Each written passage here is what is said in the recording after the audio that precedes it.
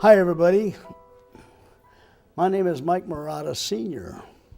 Senior because I just celebrated my 90th year last May.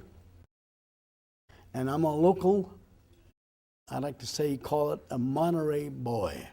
When you're born and raised in a community, you're entitled to say you're a Monterey boy, of which I was very lucky to have been born here. My dad was an immigrant from Tunis, Africa, originally from Sicily, and father brought the whole family to Tunis, and he raised a family of 4 boys and 2 daughters. And we had one of the boys was a crippled fellow by the name of Vince Marotta, and he was a genius of a musician, and he would pay the brothers a penny every time they'd practice, and they had a little guitar quartet, and they played their Sicilian, Italian operatic music. And they were entertainers, and they did this all of their lives. They grew up in Tunis, went to school in Tunis, spoke Arabic and Italian and French. They all immigrated to California here during World War I. My dad was with the Canadian Army, and he served there for 3.5 years. And when he came back to Canada to look for his family, they'd all migrated here, and they're picking apricots in San Jose. And it took him like 3 months to locate his family. After struggling and finding ways, he eventually found it, and he ended up in Monterey here in 1920. Now you got to understand, they didn't speak a word of English, but the 3 brothers would hang together, and they do their thing on the guitar, and you could put them in a vaudeville. Vaudeville was big at that time in 1920. And they would appear on vaudeville shows, and they were just absolutely fantastic. Did operatic and overtures and things, and they were very personable. And when I came along about a year later, I was the only boy, and my mother was from Montreal, Canada, which my dad met, and they fell in love, they got married, and my mother was a great singer. And my dad would come to the Monterey Peninsula, and when they discovered us here, all the Sicilians that were fishermen here discovered that they had 4 brothers that could play this Italian music. My dad and them played every christening, every baptism, every party, and we were embraced by the Italian community. When I was 6 years old, my dad bought me a drum set. And there was a gentleman that was renting one of our apartments in the back, and he was the drummer with the 11th Cavalry Band. We had a Cavalry Presidio, and he taught me the fundamentals of drums. So I ended up going to these parties with the 4 brothers and played. Sam Morris came along with the Hotel Del Monte, the Pebble Beach people, and he was managing the properties for this big company. And he would hire these boys, and these guys would put on a Mexican sombrero and a serape, and they, for the next 35, 40 years, he thought we were all Spanish and Mexicans musicians, but we're just musicians playing Mexican music. And we made money. During the Depression, you'd go around from table to table, and there was a $5 tip, and there was nobody that made as much money as we did just by playing for tips at the Hotel Del Monte. And then we later on transferred over to other kind of music. My dad bought an accordion, thought he might want to learn how to play the accordion. One day I picked it up. I was about 11 years old. I picked it up and started playing on it and swore to secrecy to my mother. She didn't tell him, so I'm picking it up. And one afternoon, about 2 weeks later, he comes in and he's standing there. He's in the kitchen and he's listening to me play, and I'm playing the Jesus out of this accordion. I got it figured out, man. I'm working on it, and I thought I was going to get a whipping, so I put it away and went out and played baseball. A week later, I came home from school, and there's a big fancy car in front of our house. I walked in the house, and there's about 20 accordions in the living room. My dad says, "Take your pick. You can have any one of them." I said, "I want yours." He says, "You got it." He never touched the accordion since. The accordion was just a natural instrument with me. And I was very fortunate in that with one of the Uncle Nick, my father's brother, ended up playing with jazz groups, playing guitar and banjo.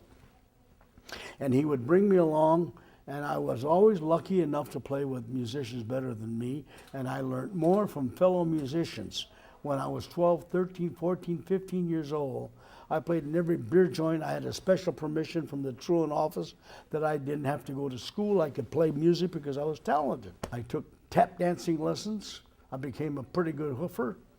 And I found out that tap dancing was the same as playing drums. Da-da-da-da-da-da-da. Same thing with your feet. I'm 16, 17 years old. I'm being hired more as a drummer than I am an accordionist. But now I put a group together at the beach club at Pebble Beach. And Sam Morris, again, he still thinks we're still playing McNeil. The war came along, war number 2 came along, and they put a 10% tax on any of the Mexican boys that sing or dance. So that cut out that entertaining from table to table. So I put a little group, quintet together, piano, accordion, clarinet, sax, and bass. My dad was the bass player. He switched from guitar to bass because the top 4 strings on the guitar is exactly like the bass. But I played for the Pebble Beach Company for 74 years. It was just 3 weeks ago that I played for 3 months ago that I played for the 3M Company, which I've done for many, many years. They were instrumental in keeping the Bing Crosby golf tournament together. All we had to do was learn every show tune from New York. And all you have to do is play just that society 2-step music, which is nothing. I couldn't play a beautiful thing like The Shadow of Your Smile. I couldn't do that because that doesn't make you dance. That's just a ballad, right? So for 28, 30 years, I played nothing but society 2-step tempo music. Played all the private parties, played for all the famous people that ever come. Presidents, you name them, I done it all. And one night, Mike says, the fellow on the microphone, 3M Company, says, Mike, don't put your accordion down. I was playing during dinner for the cocktails, just me and a bass player, half hour. I'm going back just about 6 months ago now. And he says, don't put your accordion away, I gotta make it a little loud. He says, ladies and gentlemen, this gentleman that's been entertaining us here for the last hour and a half is Mr. Mike Marotta, who's a Monterey boy. And today is a very unique occasion. Today is the 74th year that he's played in this room, the Beach Club at Pebble Beach. And I'm saying, where in the heck did he get that information? You know, I think what we really want to talk about is the fact that I'm part of the community as a musician and a businessman, and I opened up a music store. The music store is the reason why I'm here today, is because a couple of these cats got together and wanted to write all about the Pops Festival. And the Pops Festival was a unique thing and a very advanced thing as far as the community is concerned, because there was a lot of people that at first was very objectionable. But me running a music store with several teachers, I represented many instrument companies, and I was doing it for the Monterey Jazz Festival.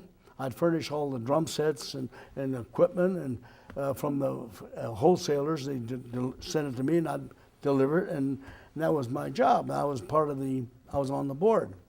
Now comes the Pops Festival, and all of a sudden I'm hearing that they need some help. Well, all the members, I was on the board with the Monterey Jazz Festival, Jimmy Lyons and all that group, and they offered to assist these gentlemen putting on this Pops Festival. And so we were included. So we got all the instruments, like the drum sets, a lot of the amplifiers, and also we assisted in that we owned all the chairs, 5,000 chairs that were part of the arena. And we bought them for like $2.80 each, and we had them, and that was a hell of a buy. So we furnished them to the Pops Festival. And so we were invited, and then we also furnished a list of all the employees that manned the gates and all the usherettes, one of which was my daughter Judy. So there's not much more I could say other than the fact that I was there when Jimi Hendrix slammed his guitar on the stage and burned it, and I'm saying, what in the hell is going on here? And I tell you, but I found out one thing. Jimmy Jimi Hendrix was not just a pops musician, because what I heard him play, a few notes, he was playing a takeoff on Blue Skies. Blue skies shining on me, but nothing but blue skies do I see. And he was doing that. And of course the audience don't know this. I do, because I'm a musician and I've played that tune for the last 30 years. And here he is, he's running out of ideas, so he's playing the old standards. This guy was a top guitarist.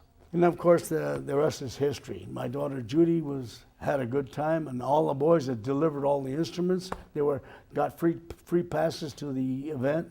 After it was over, the editorials and comments from the newspapers that were written was exactly what a brave thing it was for the chief of police and the mayor, Minnie Coyle, and all these people to go ahead and go along with the program.